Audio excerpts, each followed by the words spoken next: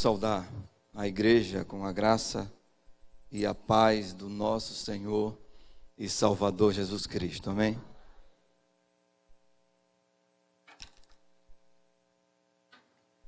Irmãos, o crente, o pastor, ele pode chorar, ele pode alegrar o coração dele, somente em Deus, irmãos. E eu confesso que nessa manhã o meu coração está com muita alegria. Há um gozo no meu coração. E eu atribuo em parte a alegria que eu tenho, né, de retornar a essa casa.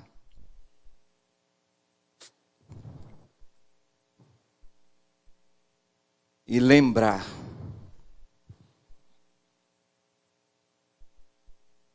que foi aqui o meu berço.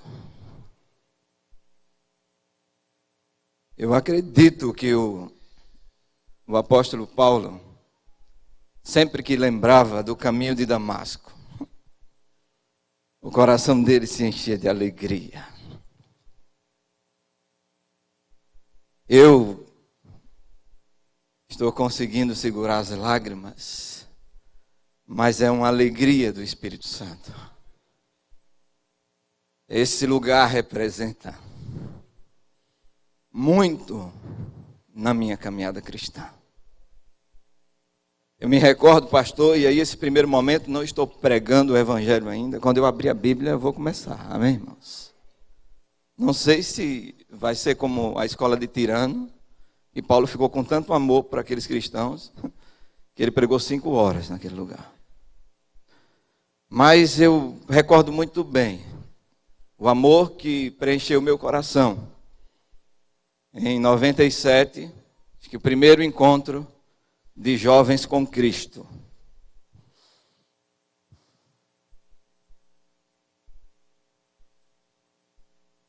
Já se passaram tantos anos. Eu ainda choro quando lembro desse dia. Você tem chorado pelo que Deus fez na sua vida. Nós cantamos que o poder dele nos alcançou. A Deus demos glória. A Deus demos glórias. Seu amor, seu poder transformou-me. Foi isso que eu cantei. Eu não consegui ali sentado. Eu não consegui. Esse lugar representa muito para mim. Um ano de 2000 é um momento nostálgico de Deus. Amém, irmãos?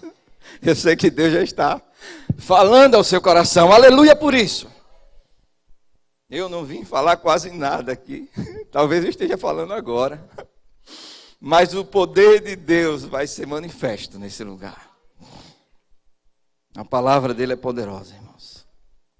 No ano 2005, tive a grata alegria desse pastor querido. Deixa eu dar um abraço e um beijo nele.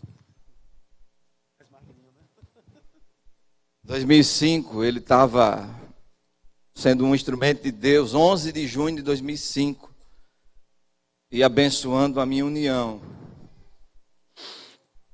Eu casei aqui. Deus me deu uma mulher preciosa, irmãos. Deus me deu uma ajudadora idônea, capaz, auxiliadora. Uma mulher que tem andado comigo, irmãos, lado a lado. Deus também tem enchido o coração dela do amor dele. É uma leoa do meu lado. 14 anos se passaram já. Deus nesse lugar aqui. Em 2008, ele me deu o privilégio. Eu não sei quantos estavam aqui nesse dia, né, mas ele me deu o privilégio de eu levantar Daniel e consagrar ele. e separar para Ele. Daniel louvou o Senhor hoje, para a glória de Deus. Irmãos, vocês vão ter que ir me perdoando, irmãos, porque a graça de Deus é algo que nós não conseguimos explicar. A graça de Deus é o favor que nós não merecemos, irmãos. Todos nós estamos aqui sem merecimento algum, mas porque o amor de Deus nos alcançou. Aleluia! Irmãos, se isso não movimenta o seu coração, eu acredito que hoje você vai sair daqui com o coração cheio dessa graça, desse amor, desse poder do Espírito. Irmãos, eu não vim aqui polarizar a igreja. A igreja já anda muito polarizada. Eu vim aqui trazer uma verdade que une, que unifica o corpo de Cristo. Aleluia! Que traz unidade, irmãos. E daqui, irmãos, no final de 2011, pastor Paulo Sérgio, ele lembra, eu fui diácono daqui, eu mesmo ajeito as coisas. Amém? Eu fui, no ano de 2011, né? Eu fui consagrado ao ministério diaconal, o corpo diaconal dessa igreja, como o diácono mais jovem naquela ocasião. E nesse mesmo ano, final do ano, Deus ele me separou junto com a minha família e nos enviou, né? No dia 8 de janeiro de 2012, do ano subsequente, nós fomos enviados para Samaria, Santa Rosa de Lima. Ninguém queria ir para lá. A congregação tinha 20 anos e tinha uma ovelha da casa do Senhor, irmã Josefa. E nós saímos daqui com uma alegria tão grande no coração, de pastorear uma ovelha. Quanto vale uma alma, irmãos? Quanto vale uma multidão de gente aqui nesse lugar? Porque Deus um dia amou o mundo de tal maneira que deu o seu Filho unigênito, para todo aquele que nele crê não pereça, mas tenha a vida eterna. O valor foi a morte de Cristo, o Santo de Deus, o justo, o Cordeiro de Deus que tira o pecado do mundo. E eu fui enviado para lá, para Santa Rosa de Lima, né? E aí eu digo com toda certeza que eu cheguei naquele lugar e senti muito a presença do Senhor, como estou sentindo aqui hoje. E nós estamos lá, irmãos, há 7 anos e meio. E quanta alegria Deus tem nos dado, irmãos. Aleluia! Quanta alegria. Hoje nós estamos juntos, semanalmente, aos domingos, principalmente. Estamos com um povo lá, 2% da população. Isso é a obra de Deus, irmãos. Cerca de 80 irmãos estão junto conosco. Aleluia! Quem fez isso, irmãos? Quem faz isso? Quem continuará fazendo essa obra? É o Senhor, através do seu Espírito. Tive a alegria do ano passado receber como um casal missionário para apoiar esse trabalho do Senhor. Isaías e Gardênia também foi daqui, da primeira igreja, casal que nós amamos muito e tem caminhado esse último ano aí, efetivamente conosco. Eles estão ali sentadinhos, né? Eles gostam tanto de andar conosco que vieram também, né? Deus continue abençoando Isaías e Gardênia, enchendo sempre com a unção do Espírito do Senhor. Mas enfim, nós vamos passar esse momento agora e nós vamos abrir a palavra do Senhor. Quero dizer para os irmãos que o efeito dessa palavra tem quase nada do pregador, mas ela tem um efeito poderoso, porque é o Deus Criador dos céus e da terra, o Todo-Poderoso, que vai falar nessa manhã.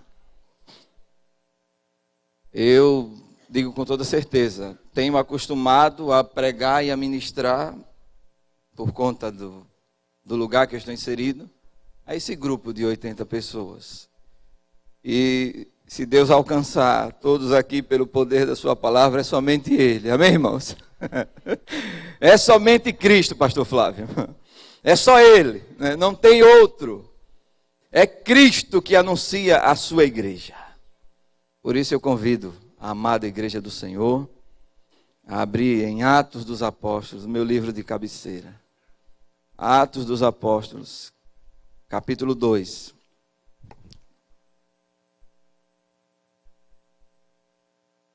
Vocês já me conheceram, né? Aqueles que não me conheciam. E você fica com esse compromisso de orar por mim e pela minha família. Amém, irmãos?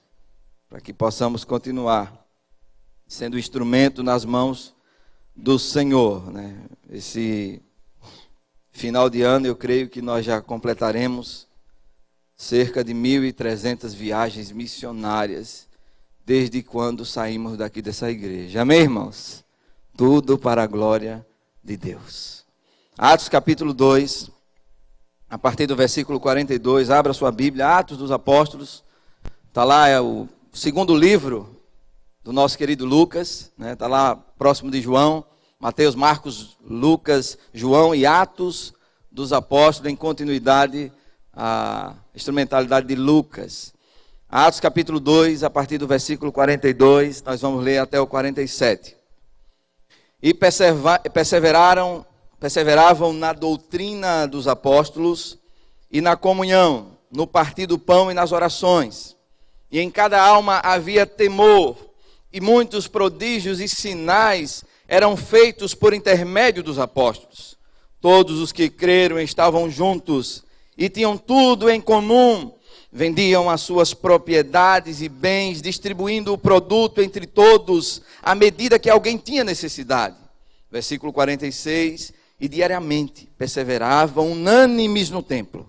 Partiam o pão de casa em casa, e tomavam as suas refeições com alegria e singeleza de coração.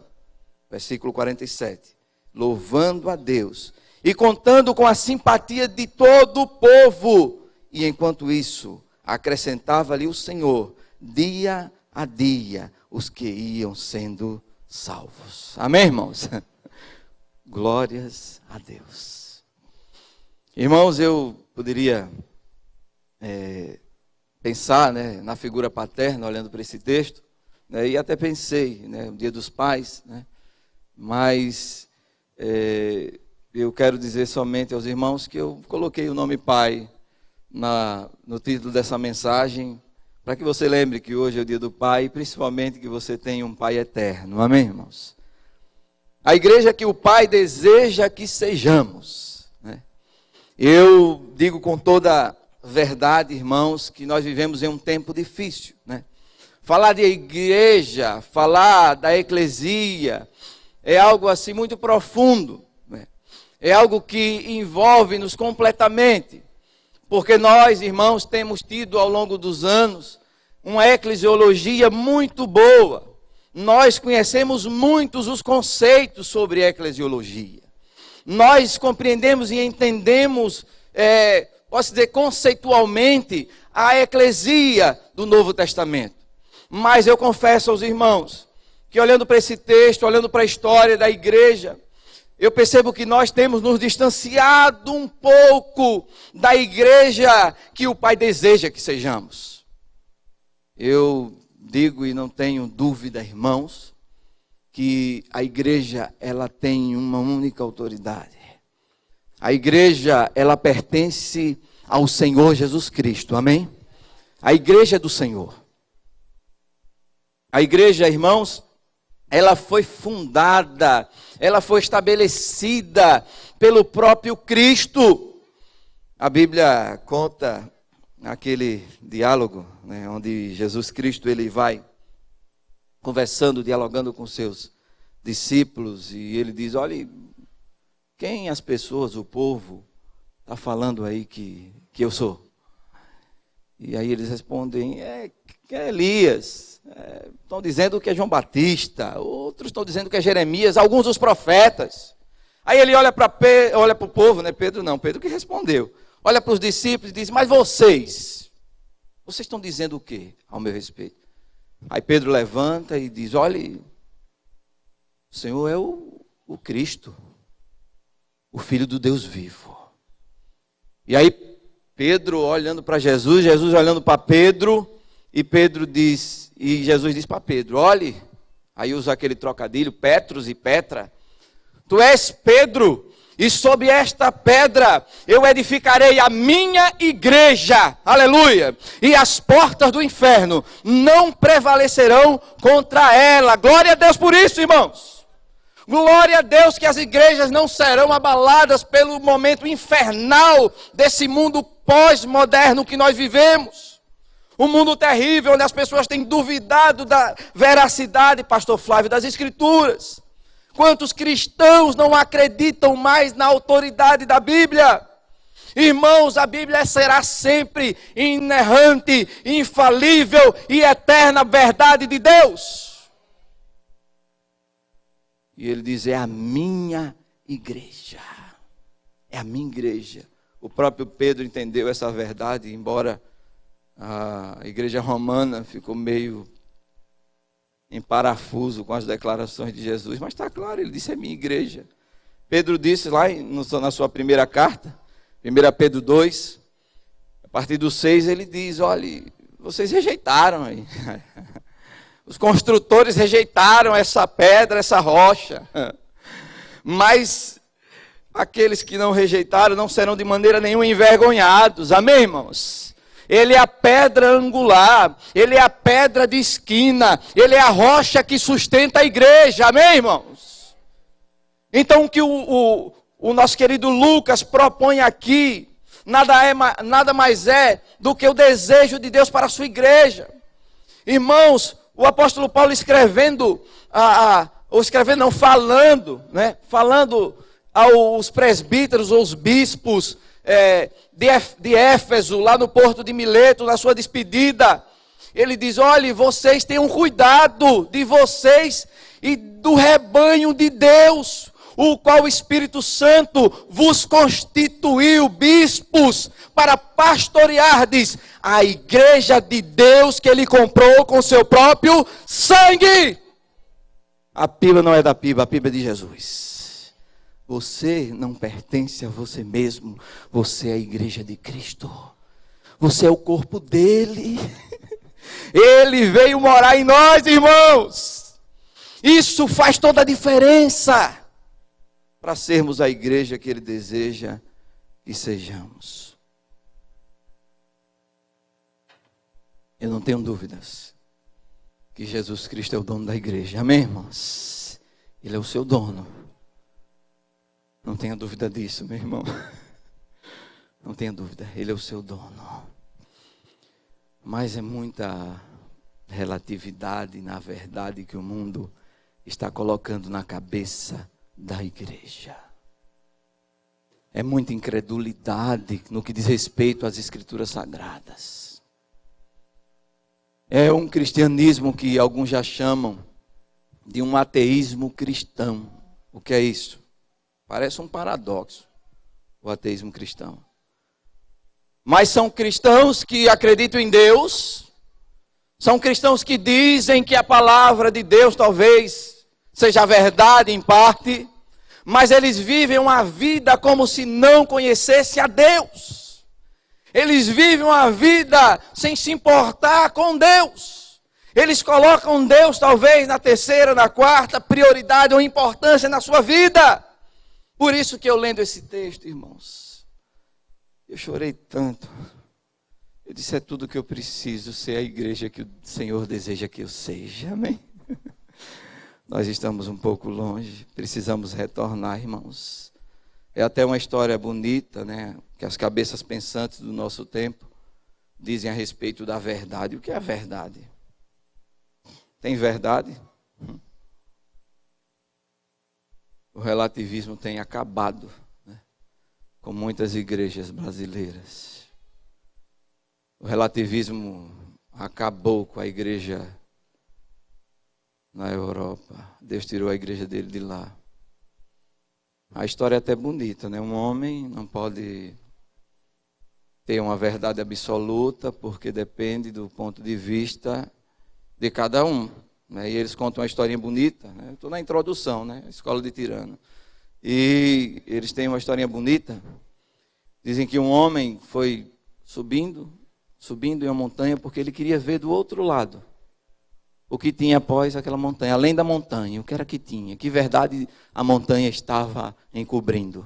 E aquele homem, ele sobe aquela montanha, e em um dado momento ele se ajoelha, porque foi ficando difícil a sua escalada, e ele fere as mãos, e ele fere os pés, e ele começa a escalar aquela montanha, para ver o que está além da montanha, e assim que ele chega e começa a contemplar, os seus olhos ficam arregalados, a sua boca aberta, e ele começa a ver aquela imagem que ele tanto queria ver, e ele aí pega um papel, pega uma caneta e começa a escrever. Que história bonita, irmãos. Começa a escrever o que ele viu, e ele desce e agora começa a contar às pessoas, e as pessoas dizem, mas você não pode tomar isso como verdade, porque você não tem condições de colocar no seu papel tudo que você viu depois da montanha. Você viu sobre um ponto de vista, você viu sobre uma ótica. Irmãos, e aí essa historinha passava em Londres, na Inglaterra, lá na década de 60, 50, 60, 70, e aí você olha para essa historinha, é até convincente, é realmente, mas o que eles não sabem, precisam saber, o que o mundo aí fora precisa saber, os que têm relativizado a verdade do Evangelho, precisa saber que eu conheço esse homem que escalou essa montanha, amém? Eu conheço esse homem que subiu essa montanha. Esse homem, a Bíblia diz que embora sendo Deus, ele não teve por usurpação o ser igual a Deus, que era algo que ele devia se apegar, mas ele esvaziou-se, assumindo a forma de servo, tornando-se semelhante aos homens, e sendo encontrado em figura humana, humilhou-se, sendo obediente até a morte, e morte de cruz, pelo que Deus o exaltou sobremaneira, e lhe deu um nome que está acima de todo nome, para que ao nome de Jesus se dobre todo o joelho nos céus, na terra e debaixo da terra, e toda língua confesse que Jesus Cristo é o Senhor, para a glória de Deus Pai, aleluia! Essa é a verdade, Jesus é a verdade do Evangelho. Jesus é a verdade absoluta. Não se envergonhem de pregar esse Evangelho, não. É a verdade que o mundo precisa. É a verdade que liberta, é a verdade que transforma. E essa igreja caminhou, irmãos. Eu não quero romantizar a igreja primitiva, não. Não quero trazer o tempo, o primeiro século da história do cristianismo, para o ano de 2019, porque também não cabe. Não cabe. Eu sei das particularidades do tempo, da história, da cultura, do momento, dos fundamentos que estavam sendo estabelecidos naquele lugar. Mas só que eu olho para esse texto, irmãos, e vejo elementos que são da igreja. Elementos, marcas que são da igreja, em todo o tempo, irmãos, em todo momento, em todas as eras, em toda a cultura, em toda a sociedade. Essas marcas, elas não podem sair da igreja, porque pertencem à igreja. E o texto começa dizendo, e eles perseveravam. Olha o texto agora. E eles perseveravam. Quem eram esses que perseveravam? Irmãos, era o povo que vinha de Pentecostes. Era o povo que recebeu o revestimento do poder. A primeira coisa que eu posso destacar desse texto nessa manhã, depois dessa introdução, e percebo que vocês estão se tornando pequeninos diante da palavra de Deus. Eu estou pequenininho diante da palavra de Deus, e Deus revela aos pequeninos. Amém, irmãos? Os sábios e entendidos pode ser que fique ocultado aí na sua mente. O texto diz que eles perseveravam. A primeira característica, o primeiro ponto para que possamos ser a igreja que o Pai deseja que sejamos. Essa igreja é marcada pelo revestimento do poder. O povo estava cheio do Espírito. Ah, irmãos, nas nossas escolas bíblicas dominicais, principalmente na classe dos novos convertidos, nós temos que contar para eles que a igreja de Cristo é uma igreja revestida do poder. Nós temos que voltar às Escrituras. Irmãos, alguém disse, não, o Dr. Martin Lloyd Jones, eu gosto muito de ler ele. Ele disse, olhe, o que o poder do Espírito faz em 5 minutos, nós passamos 50 anos para fazer. Nós passamos 105 anos, 105 anos para fazer. O evangelho que o apóstolo Paulo pregou sempre foi o poder de Deus para salvar todo aquele que nele crê. Irmãos, o poder não é para os pentecostais. Quem são eles? Somos a igreja de Cristo juntos, amém? O poder do povo de Deus é a igreja que recebeu do Senhor. Joel viu esse poder. Pedro no Pentecoste foi a prova do cumprimento de Joel, o derramamento do Espírito Santo. Mas nós olhamos para aquele texto e parece que ficou lá. Irmãos, eu tive um privilégio grande aqui em Aracaju. E mais um privilégio que eu tive aqui nessa igreja.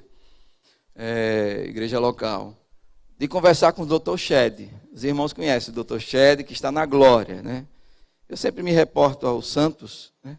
Como se eles estivessem aqui, porque eu lembro que Billy Graham falou, olha, quando vocês ouvirem a notícia que eu morri, não acreditem, porque eu não morri, eu apenas mudei de endereço, amém, irmãos? Ele está vivo, né? E o Dr. Shed, eu perguntei, Dr. Shed, eu tive a oportunidade, era tão bom se eu tivesse um velhinho desse morando vizinho à minha casa.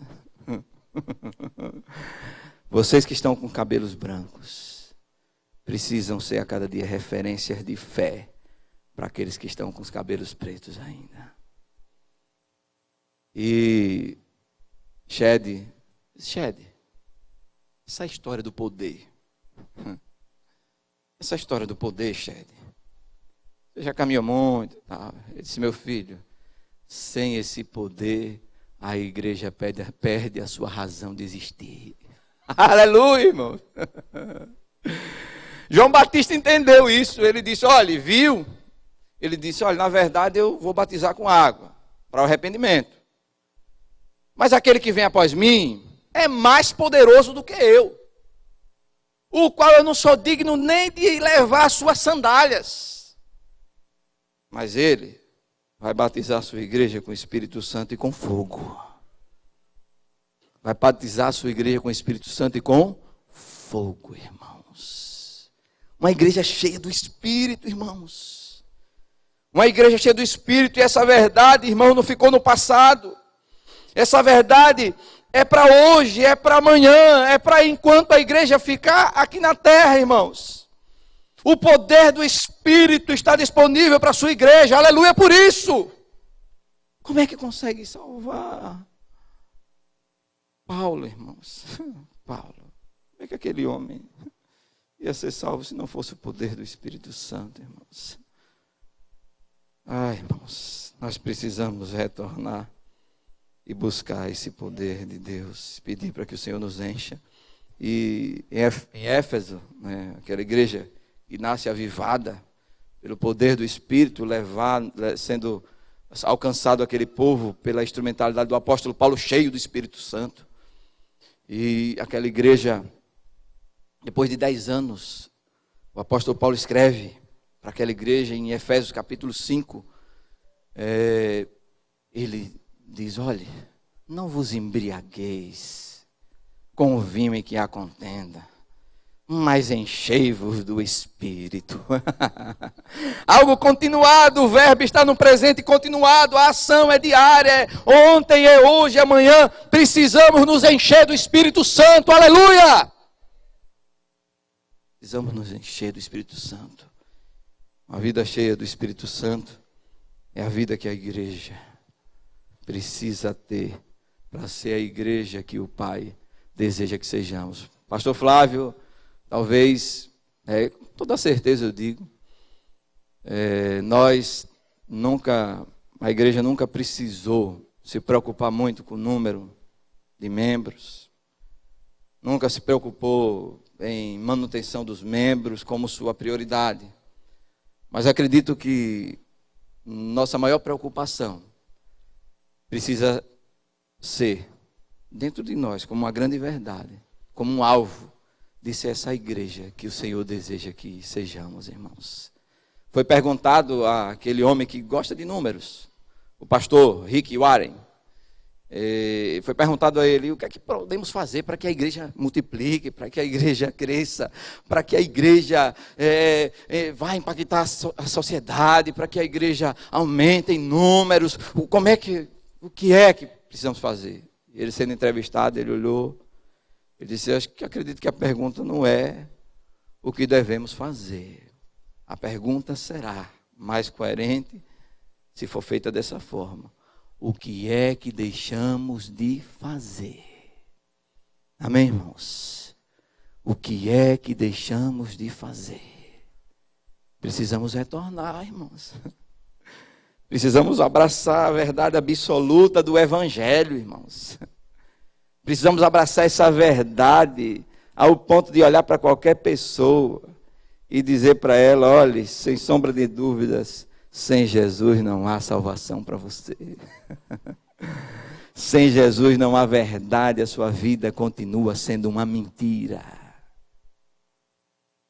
O texto continua: e perseveravam, esse povo, eu falei do povo, cheio do Espírito Santo.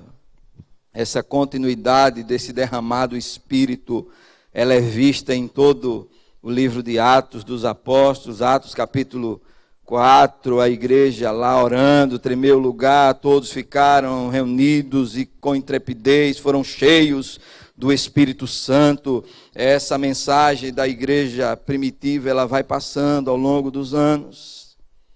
Certamente essa autoridade, esse poder dado para o Senhor, do Senhor da igreja, para a sua igreja, tem um grande, sim, sempre terá um grande propósito, irmãos. Eu não estou advogando aqui um poder para ter poder pelo poder. Não. Esse poder tem um fim. Amém, irmãos?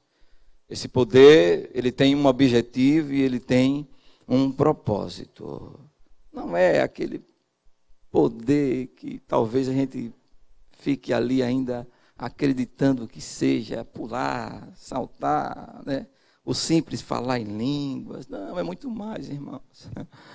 Aquele poder trouxe para aquela igreja o destemor. Aquele poder trouxe para aquela igreja o desejo ardente de ganhar o mundo para Jesus. Amém, irmãos? O poder vai movimentar esse corpo de Cristo. E perseveravam na doutrina dos apóstolos, né?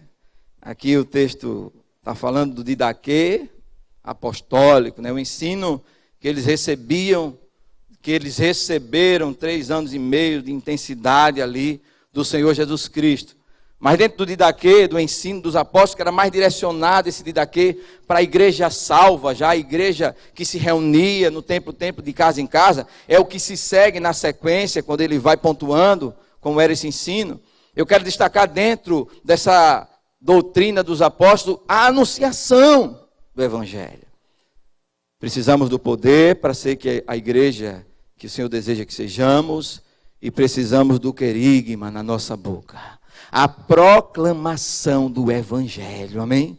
A proclamação das boas novas. O texto diz que eles se ocupavam nisso. A palavra perseveravam é no sentido de ocupação. Eles se ocupavam em falar, em tornar Cristo conhecido às pessoas que estavam à sua volta.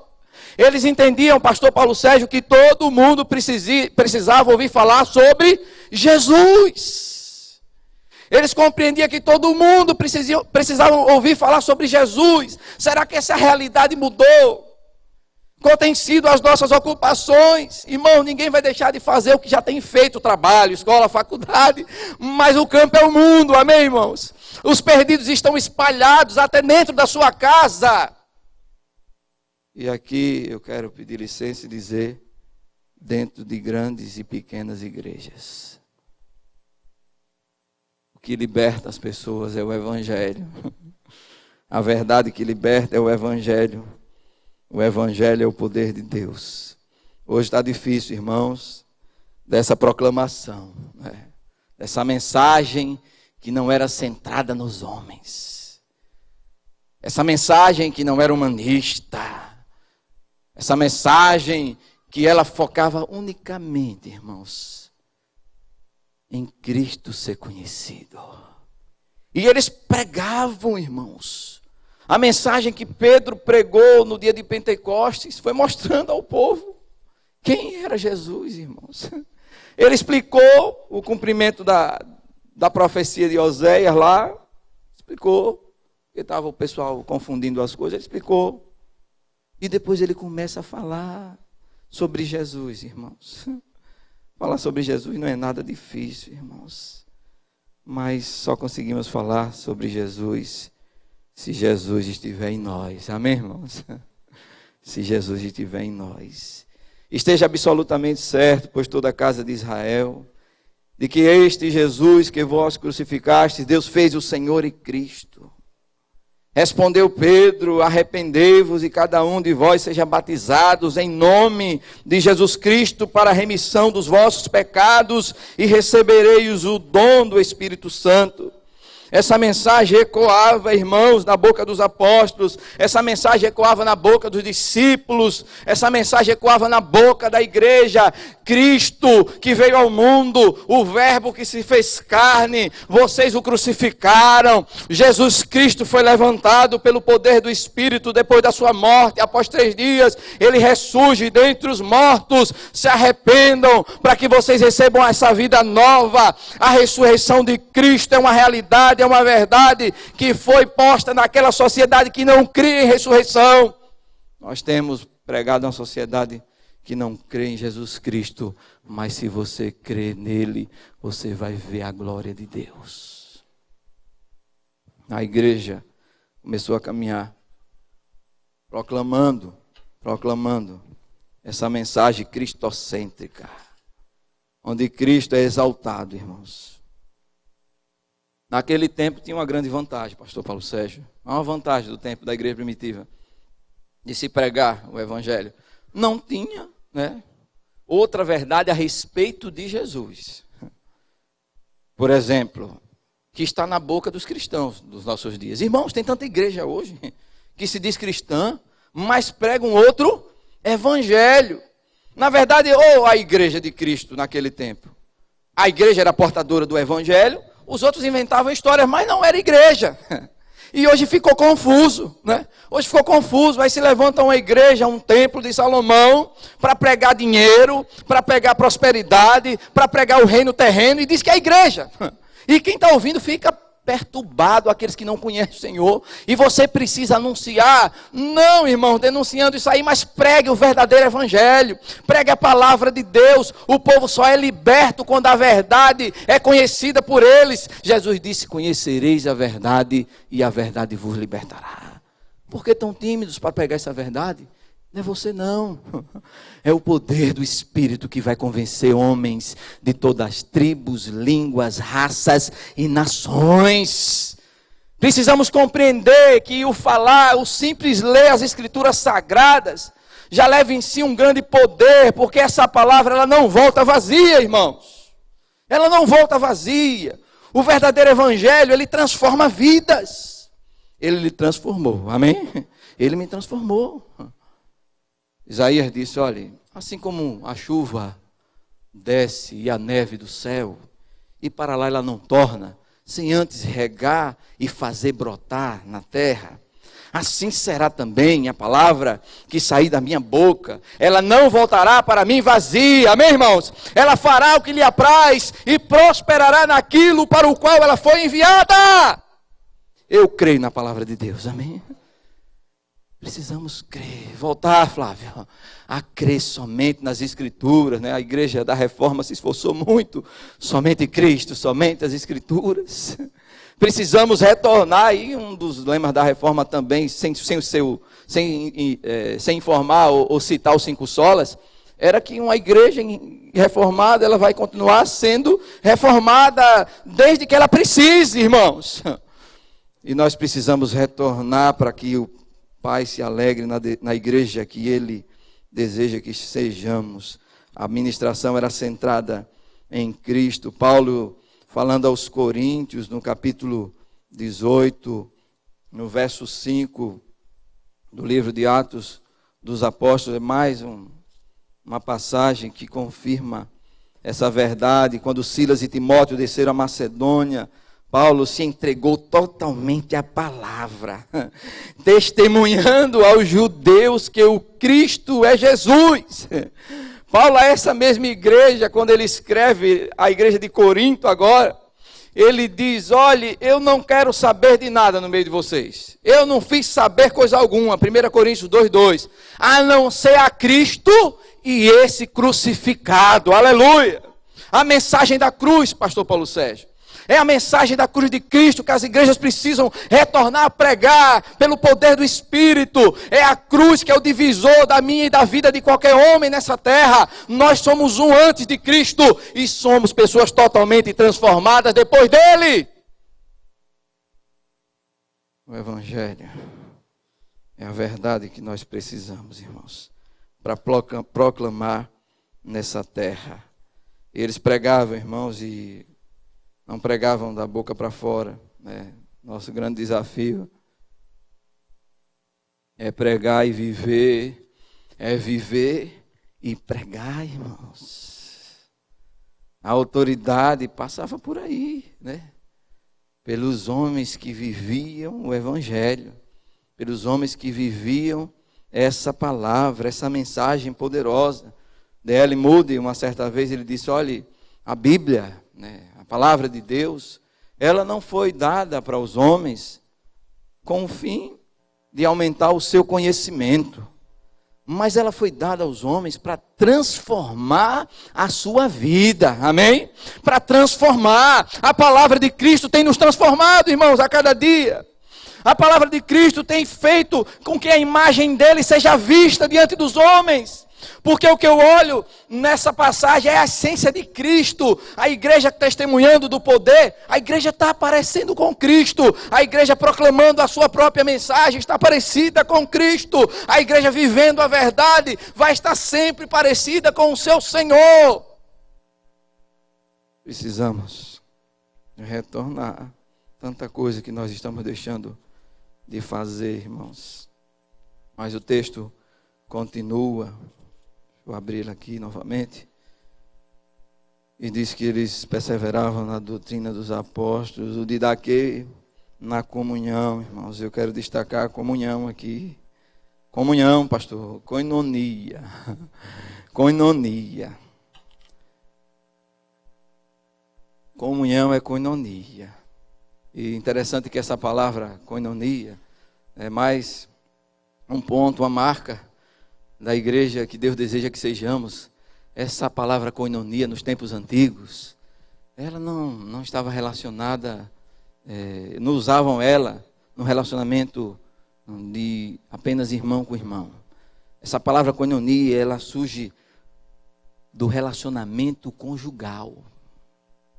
Era uma palavra usada entre marido e esposa, irmãos. E eu percebo que nós precisamos compreender mais essa verdade, porque a koinonia que nós praticamos talvez seja dos domingos, irmãos.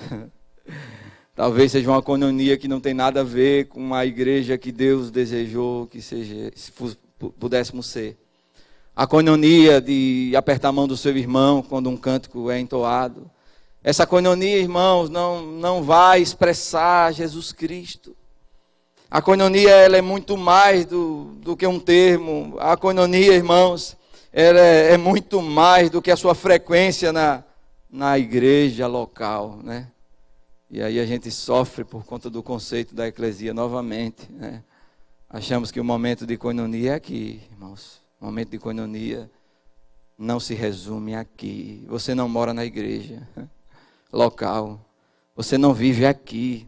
Muitas vezes você só aparece aqui no culto de domingo à noite ou no culto do Dia dos Pais. E a koinonia era uma marca dessa igreja, trazia vida para aquele povo. Eles se amavam, irmãos. A koinonia era uma marca onde as pessoas viam o amor de Deus manifestado nos homens. Era a expressão de Deus visível para todos. Pastor Messias Marques.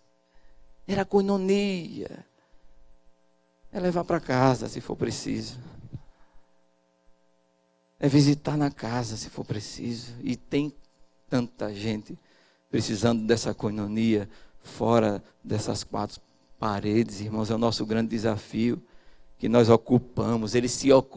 Nós nos ocupamos com tanta coisa, irmãos. Mas eles se ocupavam também na doutrina da koinonia, no didaquê, no ensino da koinonia. Eles promoviam situações para estarem juntos. Estou dizendo que você vai morar na casa do seu irmão, não. Eu estou dizendo que pode ser feito muito mais do que nós estamos fazendo. Amém, irmãos? Podemos mostrar Jesus Cristo, sim, de uma maneira poderosa através da nossa comunhão. O apóstolo Paulo fala mais na frente aos Coríntios, aos Romanos, 1 Coríntios 12, Romanos 12, das mutualidades, irmãos, né? Para que estão as mutualidades na Escritura, uns para com os outros, orem uns com os outros, amem uns aos outros, perdoe uns aos outros. Olha, perdão, a koinonia passa pelo perdão, irmãos. Quantas pessoas precisam ser alcançadas pelo amor de Deus para perdoar? E quantas pessoas permanecem nas igrejas sem perdoar? Perde a comunhão com Cristo, perde a comunhão com os irmãos. Alguém já disse que se tirar a brasa da fogueira, e é verdade, pela observação, aquela brasa vai apagar, irmãos. Quanta alegria havia nesse povo. O texto diz que eles estavam juntos, mas na frente há uma expressão mais exata do que acontecia em Atos, capítulo 4, o texto diz que eles eram uma alma, irmãos. Olha, a multidão dos que creram era um coração e alma, ninguém considerava exclusivamente sua nenhuma das coisas que possuía, tudo porém lhe era comum. Irmãos, a koinonia de pegar uma túnica e de dividir a sua túnica parece que acabou. Nós estamos acumulando as túnicas, missionária Emília. Nós estamos acumulando as túnicas, isso é um ponto. Porque não vai se refletir somente no auxílio dos irmãos que precisam do material. Mas quantos irmãos estão no campo missionário? Quantos irmãos que são nossos irmãos estão precisando da koinonia, da capa sendo dividida, irmãos? Da túnica sendo dividida. Shed fazendo estudo a respeito do valor da oferta para missões mundiais, por cada crente brasileiro, por ano, R$1,60. É para chorar, irmãos. É para chorar o que estamos fazendo com o nosso dinheiro. Irmãos, eu fui para Santa Rosa, eu tinha 2 túnicas, agora eu só tenho uma. Glória a Deus! E você vai para onde? Ou então vai enviar quem?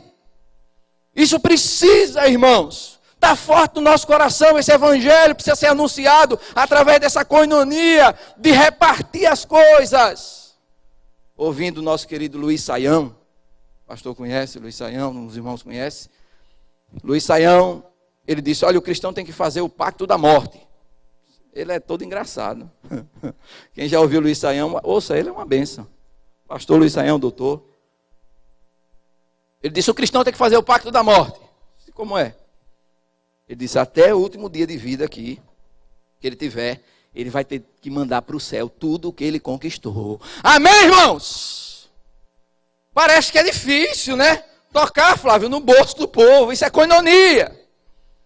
Jesus Cristo se doou, irmãos. Jesus Cristo alimentou o povo. Jesus Cristo enviou.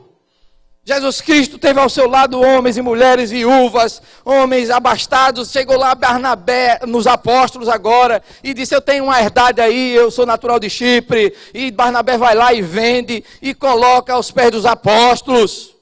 Mas hoje tem, nas igrejas, sabe quem? Ananias e Safira, irmãos. Quer dar alguma coisa para aparecer. Mas não, aí você pode sustentar, ei, Deus está falando com você, você pode sustentar 10 missionários com o salário que você ganha. Irmãos, aqui era o seguinte, quem tem mais dá mais, quem tem menos dá menos, mas aí o negócio está invertido, a viúva pobre que está dando tudo, missionária Emília. É o viúva pobre que está dando tudo. E o pacto de morte? Vamos jogar para cima, olha, o tesouro é no céu, nós falamos, né?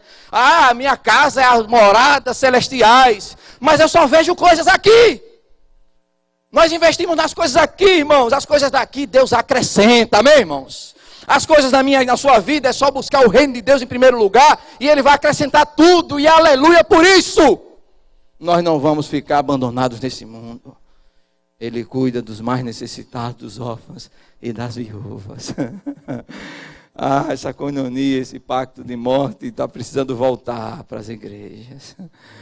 De colocar seu recurso. Eu lembro das histórias da primeira igreja, né, do início, que os irmãos pegavam o seu carro, pegavam a sua família, e o final de semana iam para Bariloche. Todo final de semana, irmão, pode viajar. Mas tem gente que só viaja, irmãos. Irmão, você pode comprar o que você quiser, mas o carro mais caro do Brasil eu quero ter. Irmão, pelo amor de Deus, que você tenha esse carro, mas que você pelo menos tenha mandado 3 desse para cima. Amém, irmãos? Mandar lá para cima. Não vale a pena não, irmãos? Ou não vale a pena o reino de Deus? Ou sua casa não é lá? Irmãos, como nós estamos longe, eu volto a dizer, precisamos retornar. Coinonia. Estavam de casa em casa na igreja, continuaram os judeus, cabeça um pouco dura, né? Difícil de deixar algumas tradições, mas o Espírito foi trabalhando em Pedro, né? Foi trabalhando nos homens lá, para que eles parassem com isso, né? De só no templo, só no templo. Aí eles começaram de casa em casa, irmãos. Eles olhavam, chorando com os que choram e se alegrando com os que se alegram. Eu não quero dizer aqui, o texto diz algo forte, mas o contexto da época exigia isso. O texto disse, olha, eles vendiam tudo que tinham, de modo que ninguém estava sentindo falta de coisa alguma. Era um contexto de guerra, irmãos, ali. Era um contexto de guerra. Era uma necessidade urgente. Olha, se acontecer uma catástrofe aqui em Aracaju, lá no bairro que você mora, talvez tenha muitos crentes lá, você vai entender o que acontecia lá, né? As viúvas, muitas viúvas, os maridos morrendo, né? O Império Romano massacrando, né? Muito órfão, muita gente necessitada, aquelas 17 etnias que não voltaram mais para suas casas, que estavam lá no Pentecostes, em Jerusalém. Eles ficaram lá porque era a sede espiritual, eles estavam lá recebendo de Deus, e eles não tinham casa, tinham que acolher esse povo. Em Riachuelo agora, teve aquela catástrofe lá e alguns irmãos pegaram os irmãos e botaram dentro da sua casa. Não é que você vai sair dando carro às pessoas, dando vida boa a ninguém, irmãos, atender nas necessidades, amém? Pastor, aqui na minha igreja está todo mundo bem, glórias a Deus, mas não está não, a igreja não está bem não. Os campos estão aí com homens vivendo em uma condição, ou melhor, os missionários não querem nem mais ir com receio de morrer de fome no campo. Manda para lá, irmãos. Mande para a Ásia, mande para a África, mande para o sertão sergipano.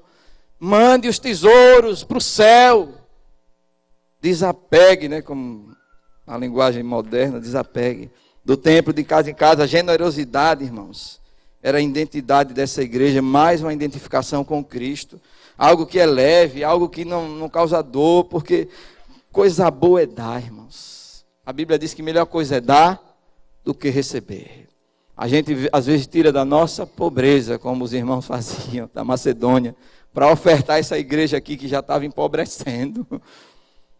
Irmãos, que você se alegre na coinonia do seu irmão, de perdoar, de amar, mas cuidar daqueles que estão ao seu lado, à sua volta, e ter uma visão da igreja de Cristo, que precisa de fato alcançar todos em todos os lugares. O problema de um é o problema de todos, a missão de um é a missão de todos, é esse sentido da coinonia, é vida na vida, é muito mais do que o que nós fazemos. Eles se ocupavam com isso. Quem é que está precisando? A demanda aumentou tanto, irmãos. Em Atos capítulo 5 teve o problema lá com as viúvas gregas, ou de fala grega. Aí elegeram os diáconos, né? Mas os diáconos tinham que ser cheios de Espírito Santo para entregar a cesta básica, né? Cheios do Espírito Santo para entregar a cesta básica, era o corpo diaconal, Jair dos Santos. Para entregar a cesta básica.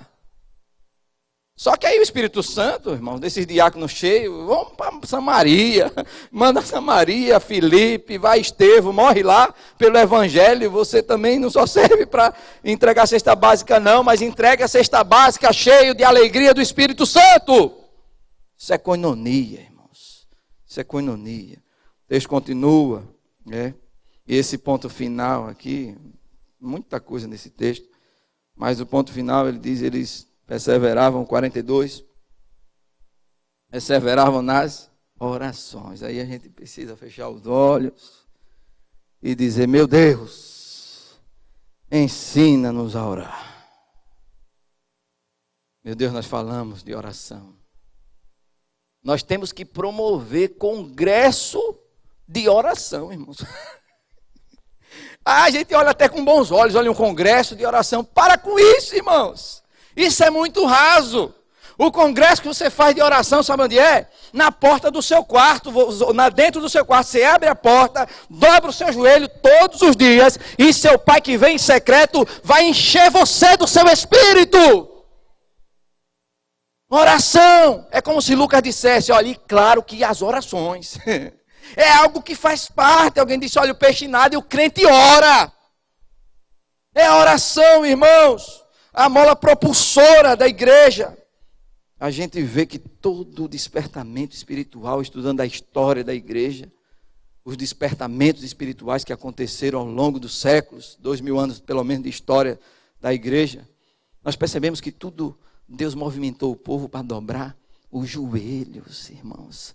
A nossa nação brasileira talvez precise mais de um governo forte, né? Um governo humano, porque os crentes aprenderam a orar pelo presidente naqueles dias. Mas quantos hoje de manhã cedo oraram pelo presidente Bolsonaro?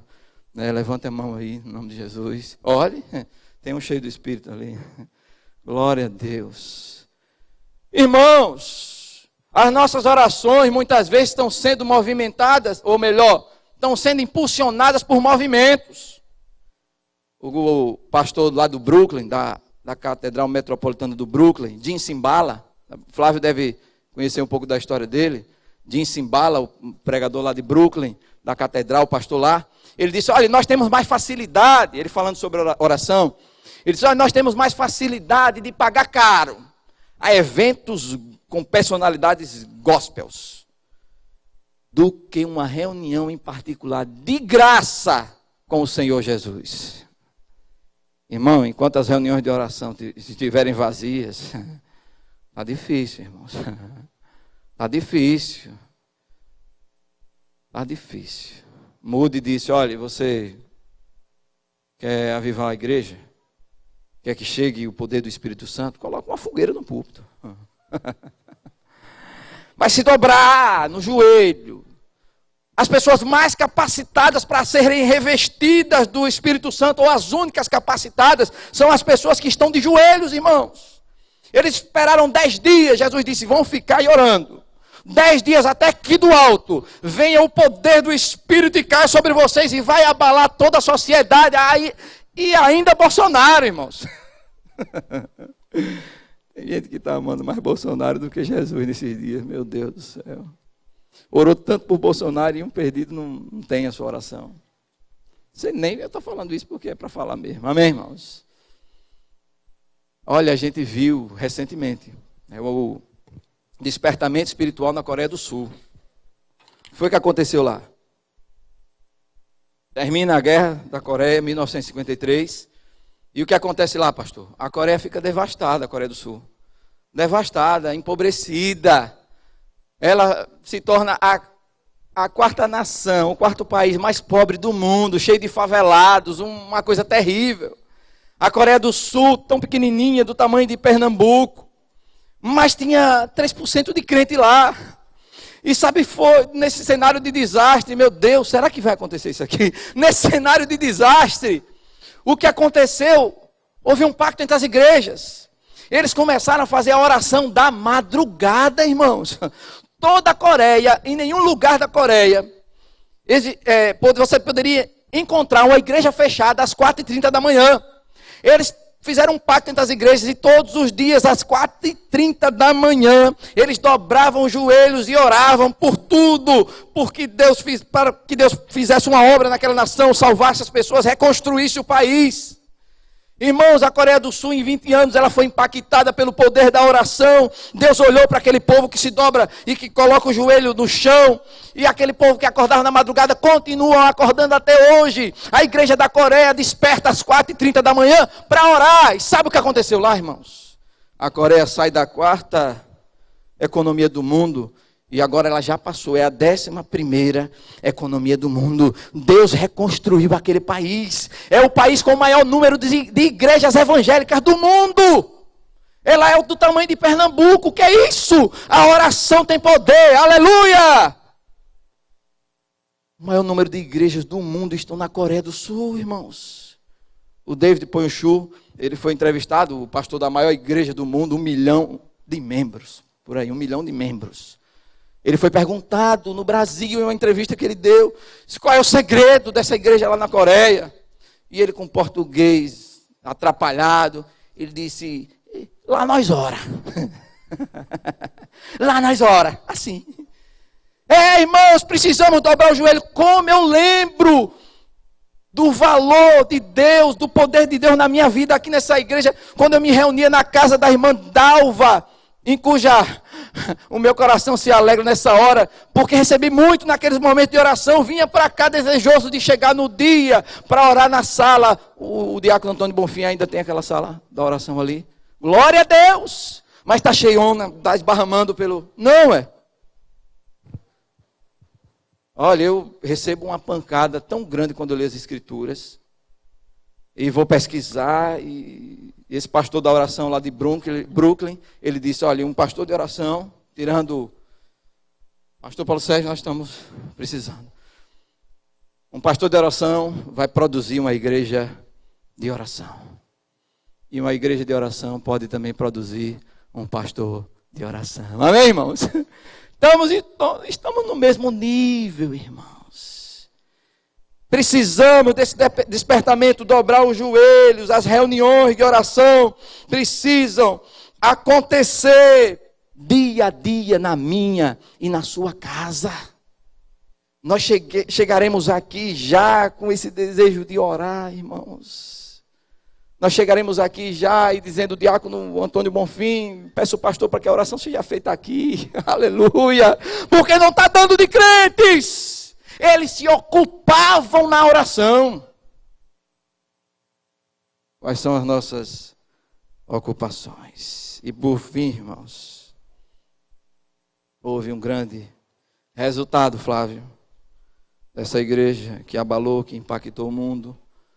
Por fim, foram acontecendo as coisas naturalmente. A igreja não precisa ser um peso para ninguém. A igreja é de Jesus, amém? Nós precisamos apenas ser o que deixamos de ser. Nós vamos retornar, né? Eles louvavam a Deus e contando com a simpatia, versículo 47, e contando com a simpatia de todo o povo. Enquanto isso, acrescentava-lhe o Senhor, dia a dia, aqueles que haveriam de ser salvos. Você vai olhando no texto de Atos, e aquela multidão de crentes, 3.000 almas, 5.000 almas lá depois da pregação do milagre do coxo. Depois ele já não consegue mais contar as pessoas. Eram multidões que se convertiam. Muitos aceitavam a palavra. Uma região inteira recebia o evangelho. Samaria impactada.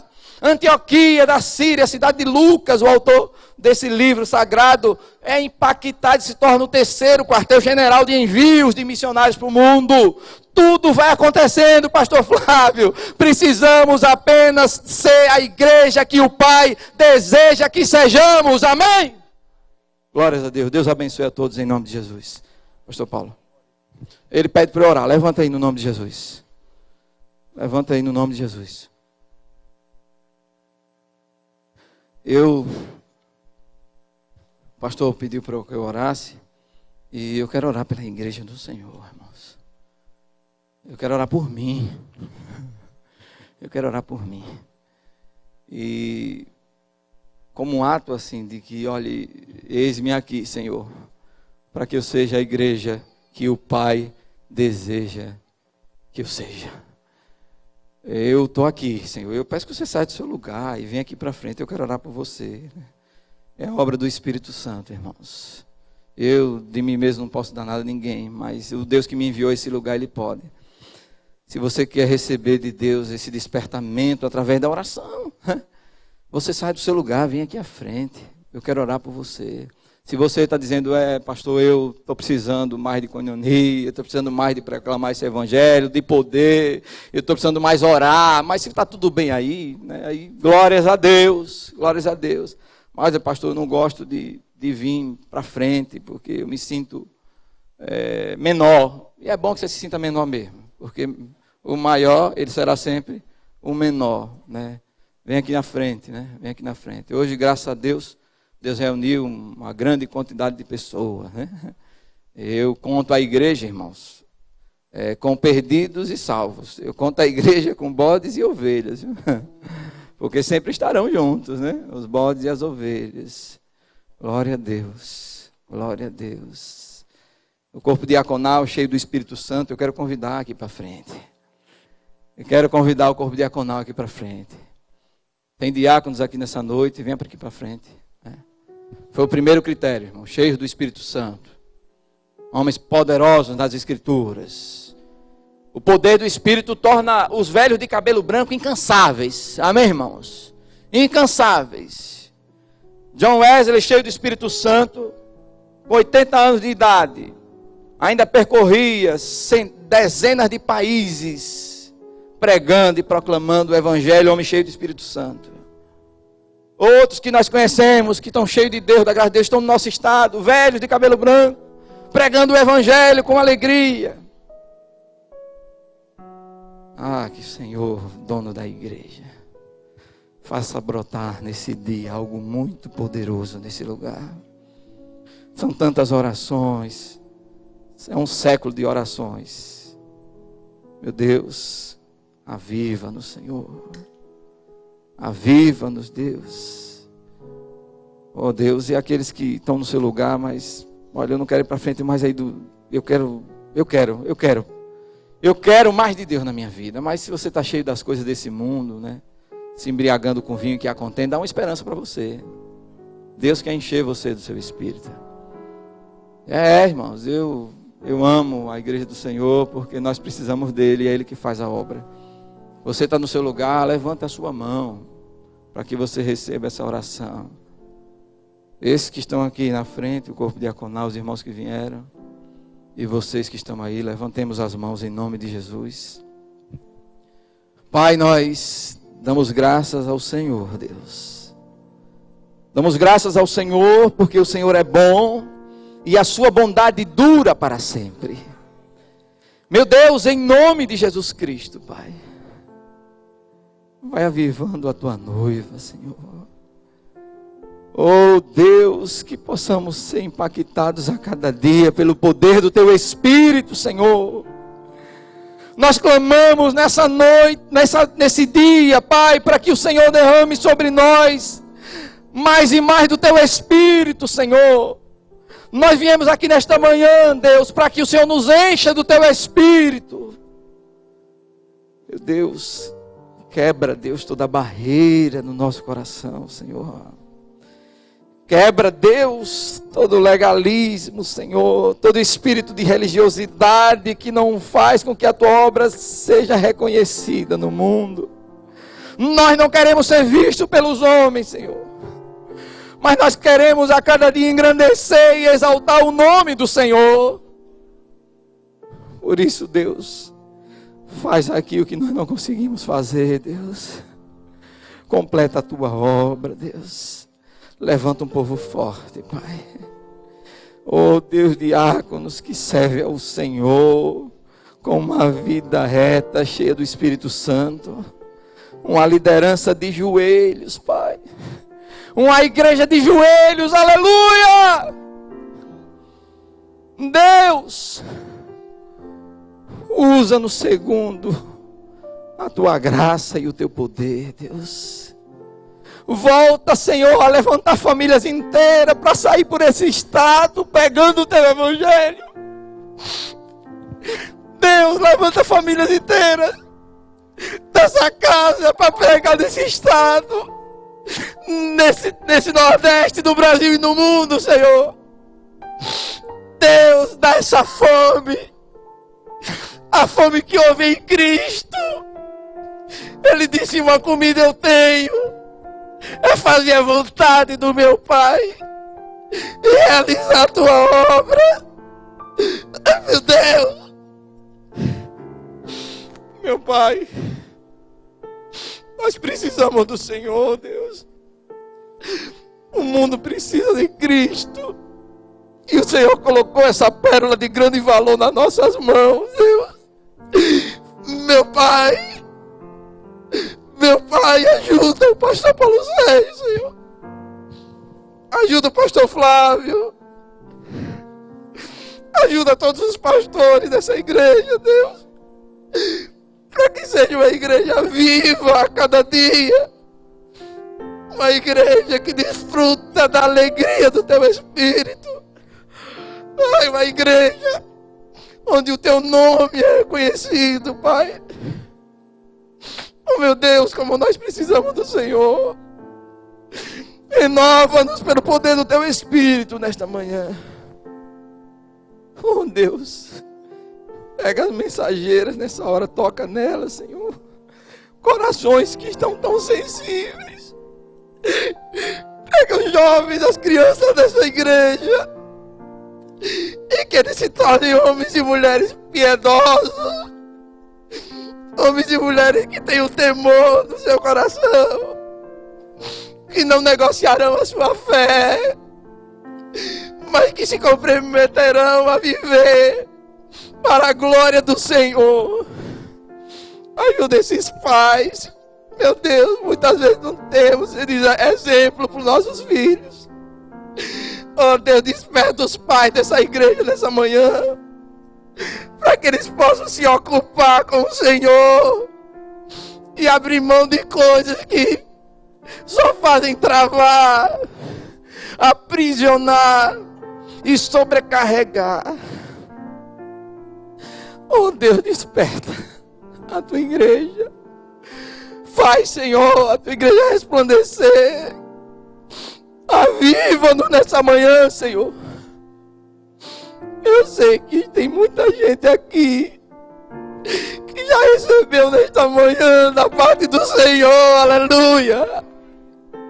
Eu sei que o Senhor vai usar esses para que possa haver um contágio nesse lugar, um contágio com a tua presença, e que a tua presença vá para as casas, e que a tua presença vá para o trabalho, que a tua presença vá para a cidade que nós moramos, que a tua presença através da tua igreja, que é o corpo de Cristo,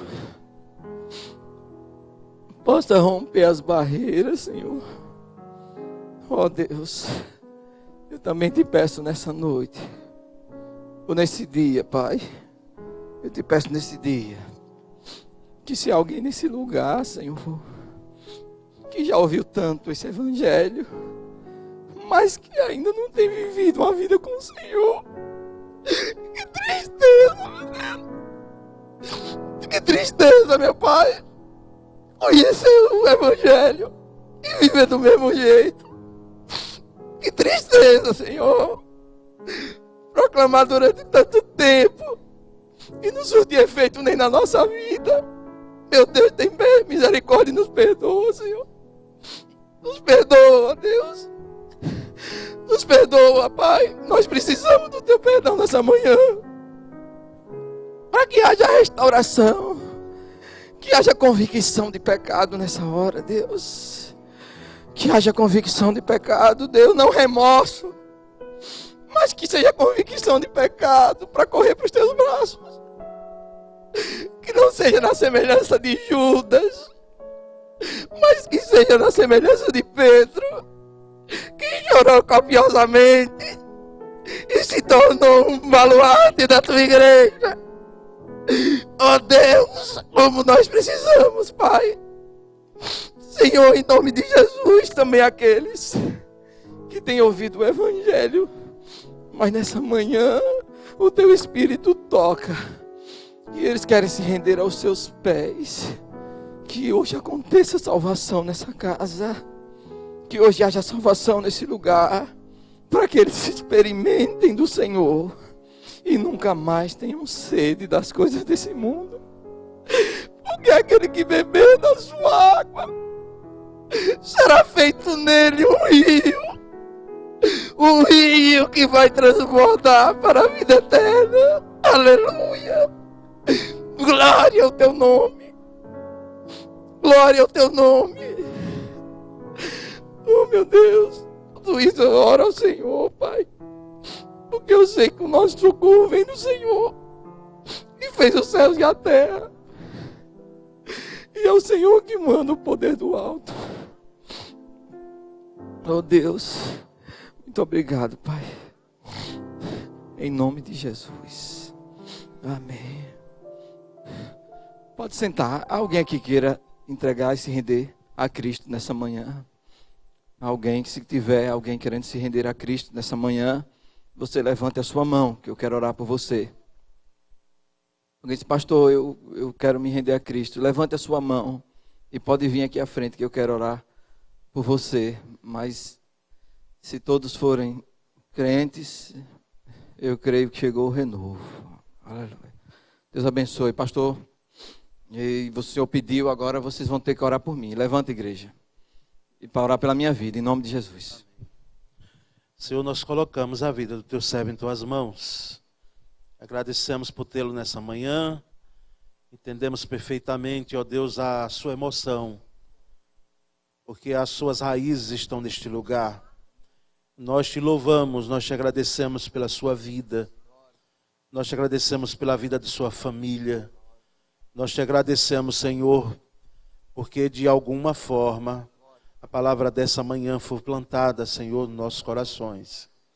Nós te louvamos e te pedimos que o Senhor continue abençoando o Teu servo no seu ministério, dando-lhe força, dando-lhe graça, dando-lhe a capacidade de continuar servindo ao Senhor. Nós oramos e agradecemos pela vida do pastor Wagner. Cerca o Teu servo, pois com o Teu poder, Pai. Obrigado pela vida de Roseli, Senhor. Obrigado pela vida dos meninos, Davi, Daniel. Toma os Teus servos em Tuas mãos, Pai. Nós oramos em nome de Cristo Jesus. Amém. Amém. Graças a Deus.